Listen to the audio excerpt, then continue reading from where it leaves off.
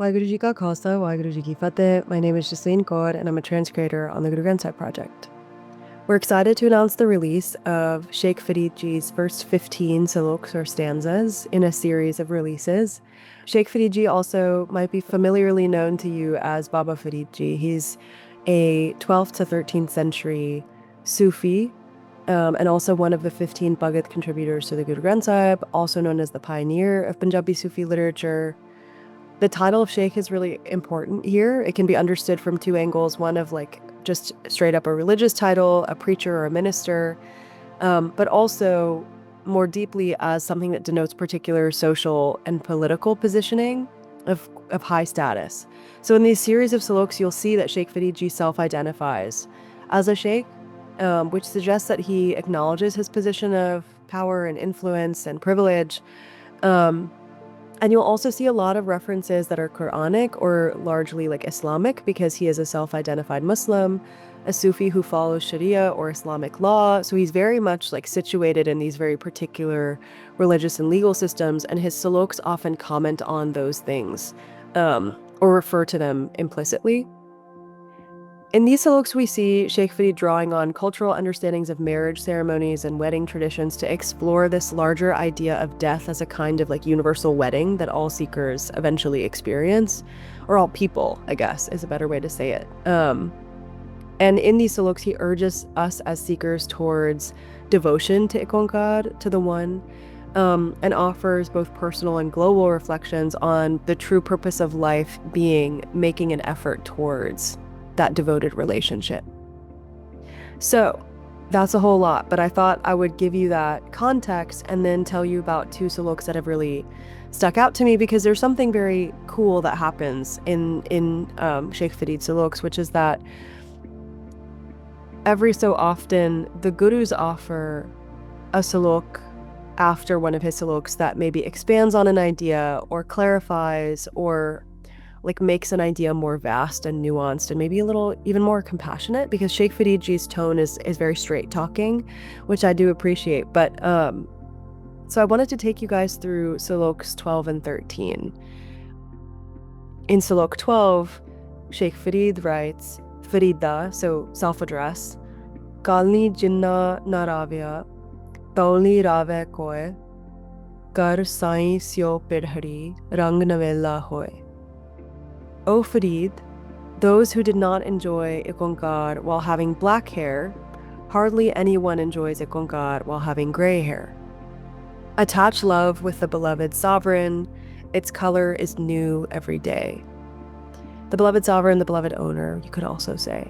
So in this 12th stanza, Sheikh Farid is saying, you know, he's reflecting on his own time that he's spent and saying that those of us who don't experience that like joy of connection with IkOankar, who don't cultivate the relationship when we're young and we're able and things are exciting, we don't have the ability to do that when we're older, or we rarely experience that when we're older.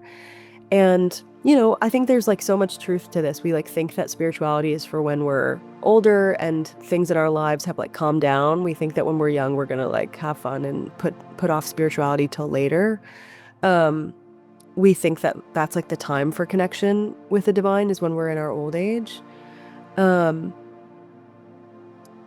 Sheikh Farid is challenging that. He's urging us to reflect on the habits we're forming in our youth that will carry us through every stage of life. And he's saying, you know, seek that devotion and love with IkOankar now, because that's the love that has that kind of like young sort of puppy love quality, or like first love quality of being ever new and ever fresh, no matter how old we are.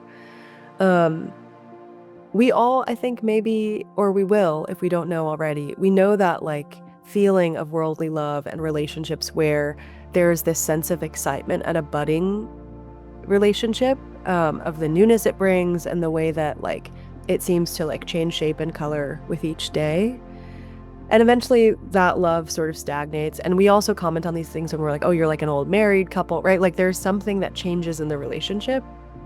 But Sheikh Farid is saying this love with IkOankar is ever new and ever fresh. It'll always feel like you're in that sort of excitement stage, perpetually. So there's an urging to to engage with IkOankar now.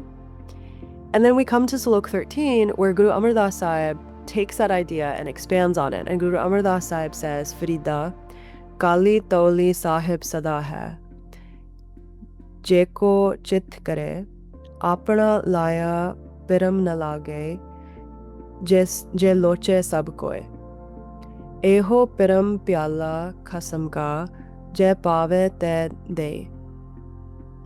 As always, excuse my pronunciation, I struggled a little bit with that one, but the English translation is, O Farid, the master is always there, whether the hairs are black or gray, if one remembers that sovereign, that owner within the consciousness. But the love developed by own self, by our own selves, is not attached, even though everyone yearns for it. This love cup is of the divine husband, the spouse, IkOankar, who gives it to that being with whom the divine husband is pleased.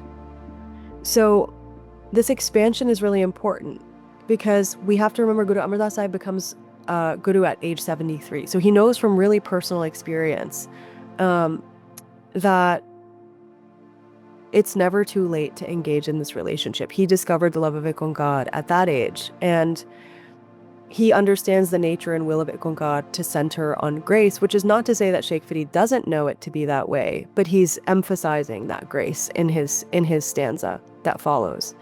And so even in this urgency that Sheikh Farid instills in us to make an effort towards a devoted relationship with IkOankar, there's an understanding that Guru Amar Das Sahib instills in us of the compassion of IkOankar.